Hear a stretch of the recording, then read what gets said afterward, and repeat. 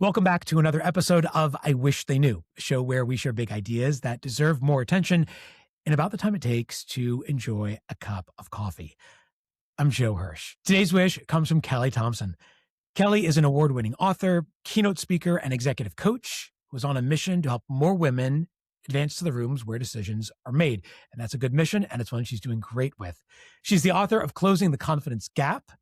It's something we talked about back on episode 80 on the show. My gosh, that was a long time ago, but she hasn't aged a day since. Her work has been published in Harvard Business Review, Fast Company, MarketWatch, Quartz, and Business Insider. And her TEDx talk on fulfilling your leadership potential was named as an editor's pick, and it's a good one for a reason. Kelli, welcome back to the show. So wonderful to be here again. We were so young. I know. It We're was so wise. much wiser, much wiser.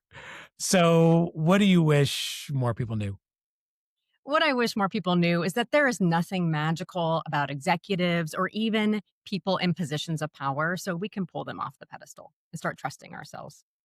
Okay, so there's a lot of reasons why people don't break out in their careers or why they don't break through with their ideas. But this pedestal problem that you talk about, is this a function of just putting too much faith in others and not enough in ourselves? Can you unpack that for us a bit? Yeah, let's just unpack it just a little bit. I talk about this in the TED Talk, but it started like with my own corporate experience of sitting in a strategic meeting all day long and, thinking that I had ideas to share or questions to ask, but like that inner dialogue kept saying, ooh, you better make sure you do a little more research before you offer that. Or what if you speak up and it sounds silly? What if you say something and then everybody knows, like, who is this lady and who hired her, right? Maybe I needed more experience, even though like I'd been in my role for 11 years. And what I realized was that I was defaulting a lot to what I call the hippo in the room, the highest paid person's opinion. And what I actually realized after looking back was that I was putting all of these people on a pedestal, thinking that because they had a higher title than me or more experience than me, then they must know best. And so what it caused me to do was just silence my intuition or silence my ideas. I wasn't speaking up in the rooms where decisions were made. And it was interesting because I didn't really realize how much I did this until I left corporate and became a coach. And all of these executive types that I had put on pedestals over the years, like started to come to coaching. And you know what they were looking for? Answers. Like I thought they had the answers. I thought that they had this all figured out, but they sat on the other end of coaching conversations just looking for answers too. And so that's why I was like, okay, wow, I see this not only myself, but in the clients that I work with. And it's a big problem. And that's why I started calling it the pedestal problem, because it really causes us to underestimate ourselves, and overestimate how much we think people in positions of power know. So what are the costs? Yeah. So I think there's costs on both sides. So the cost that I see for people personally and professionally is we stop listening to ourselves. We stop trusting our inner ways of knowing things. So we keep our ideas silent. We don't ask questions. We don't challenge the status quo. And so that actually costs people in a lot of career satisfaction, because what they don't often realize is how much they are just kind of defaulting and going along to get along. And they're just kind of riding along and they realize, oh, I'm not really asking for what I need. I'm not suggesting exciting new ideas that maybe I would want to work on.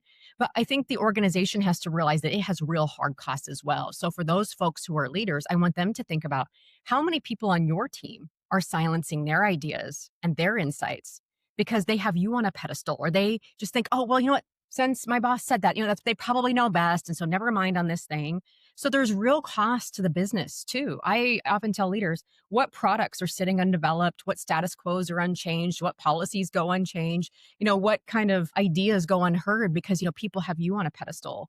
And I think ultimately what I really want leaders to look at is if your team has you on a pedestal, you can turn into a brilliant jerk that never gets good feedback. Like just look at some of the corporate scandals that have happened with, Theranos or WeWork. They had these charismatic leaders on pedestals and that feedback loop never got up to them. And so they weren't getting all that good, healthy feedback that creates thriving cultures and that lets people know, hey, there's some challenges in what you're doing. And so it can, cause those corporate scandals that shatter organizations. So the impacts are real to the motivation, engagement, and satisfaction of the individual, but there's real hard costs to the organization too, in terms of all of the feedback and ideas that don't get heard. And so it hinders innovation, performance, and ultimately how we view our leaders as well. You coach a lot of women. Have you found that this pedestal problem is a bigger problem for them? I want to say that I could have some bias because I just see it so much. Some women tend to default to other people's ideas because some women have grown up with the message that just go along to get along, don't rock the boat, like let's be kind and generous, etc. There's some societal messages. Now that's not all women, but I've coached men too, though, that also kind of sometimes can tend to think, well, they're the boss, I should probably just go along with what they say.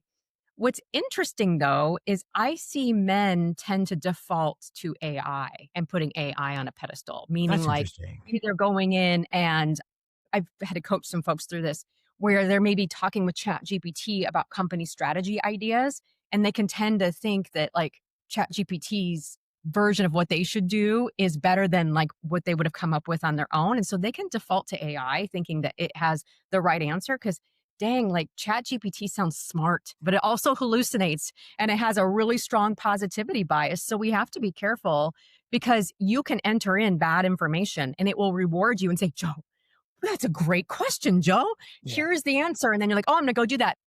It's interesting you say that because sometimes we think of these LLMs, these AIs as teammates and not just tools. And we really have to think of them as being inputs, but not replacements for our own thinking and our own intuition. Mm, absolutely. It happened to me this year. I'll be totally honest. Full transparency. My primary client is women in corporate leadership.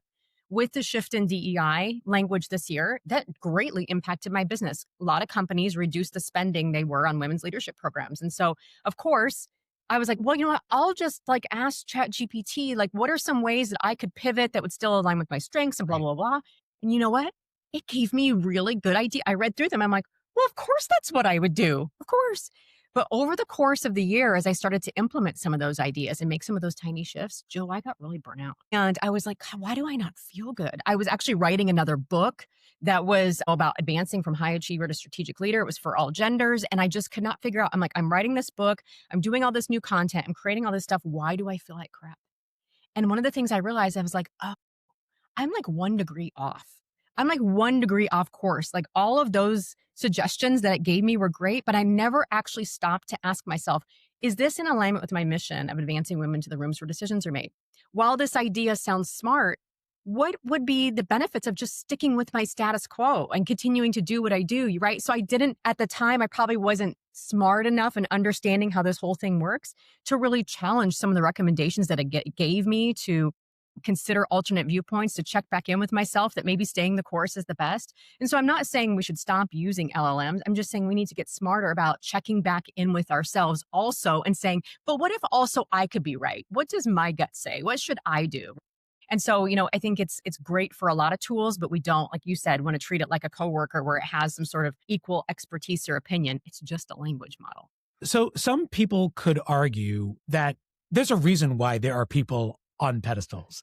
They're there because of their hard-won experience, or their hard-won expertise. And I'm wondering when it makes sense to try to pull someone off that pedestal and when it makes sense to pull up a seat and listen in because they may have something to offer. Do you have any thoughts on that? Yeah. I love the visual that you give because what I always tell folks, it's not about even like bumping us up above them or pulling them down. It's about coming together to the table as equals Hmm. and recognizing that we have our own unique talents, our own unique perspectives, our own unique insights to share, even if we are young. But I love your question because you know what? Guess what? There are people I admire. There's people I greatly admire. And so I was actually listening to a interview with Reese Witherspoon, and she was talking about a concept, not about like the future is female or, or it should be all women, all men. She talks a lot about gender balance. And I'm like, oh, I have her on a pedestal. Like, I mean, let's be clear. I'm like, that makes a lot of sense. But instead of just taking all of her advice at face value, I like can ask myself better questions now to say, well, how does her advice align with my mission? Hmm. How would I work this into my own life or my own leadership that helps me move closer to the leader I want to become? Which part of maybe her advice that I listened to on the podcast that day aligns with my values? Which one that doesn't? So it's not necessarily that we should never listen to other people or take their advice because like that's the connection that makes the world go round is when we have these connections and we can learn from people. It's just, are we taking everything that they're doing at face value or do we have some questions where we can slow down and filter that advice and ask us, is this going to move me closer to the person I want to become? And isn't it in alignment with my values and where I want to go? And just that little filter, I think, can help us take good advice, but not just copy paste it when it might not be right for us. Yeah, I'm thinking that's even a great filter to apply when using these AIs and asking ourselves, okay, this is great data, but does it actually align with my values? And so Mhm. just because it's valuable doesn't mean it's actually aligned with values. And I think Mhm. finding that balance between values and value, that's really critical. Absolutely. Yeah. And when we're young, it's really easy to take the advice of executives and senior leaders. I mean, I did that. Well, they seem like they've got it figured out. Right. And so I think as a young person, we just have to be diligent about saying, okay, what they are maybe doing or advising seems to make sense, but I'm going to keep an open mind. I'm going to go try it. I'm going to see how it feels. Does this feel good? And, am I happy? Do I feel in alignment with my values? Or have I tried this and I'm like, no, I feel a little dread or resentment. I don't think this is right for me. I think it's just keeping that open mind, especially when we're young or we're new into something that like, I'm going to stay open to the experience of testing it versus just taking the advice or following exactly what they do blindly. I'm going to stay open to, is this actually working for me?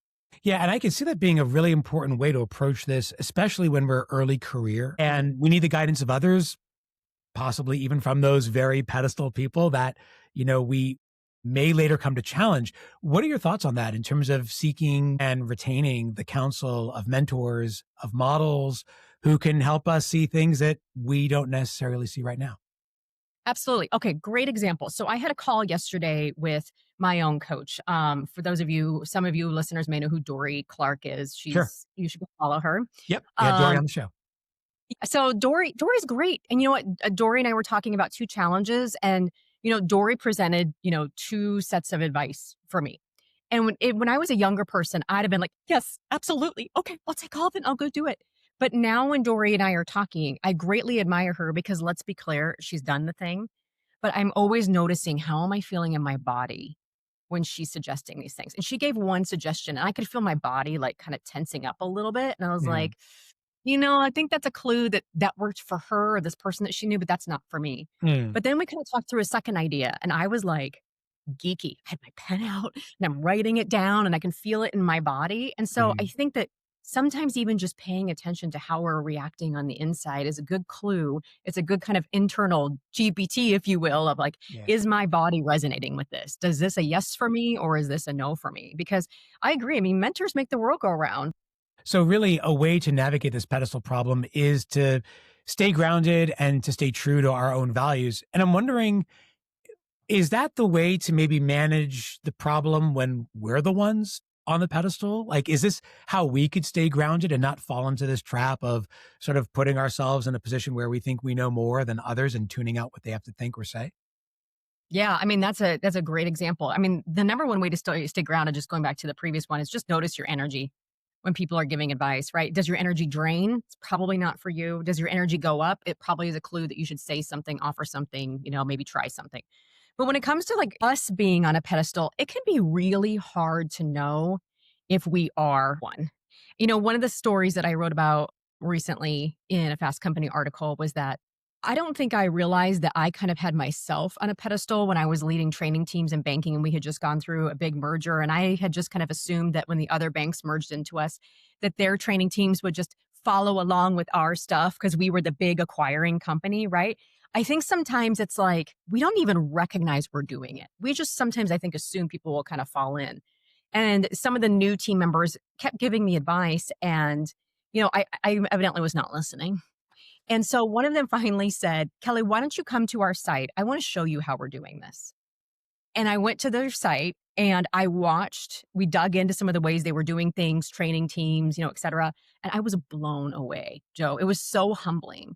And so one of the things that I think I realized when I think about how to keep yourself off the pedestal is how often are you actually getting in and like observing and doing the work, right? Doesn't mean that you like drop down from being a leader, but like there's great examples of like the Starbucks CEO who is like a barista for a day, right?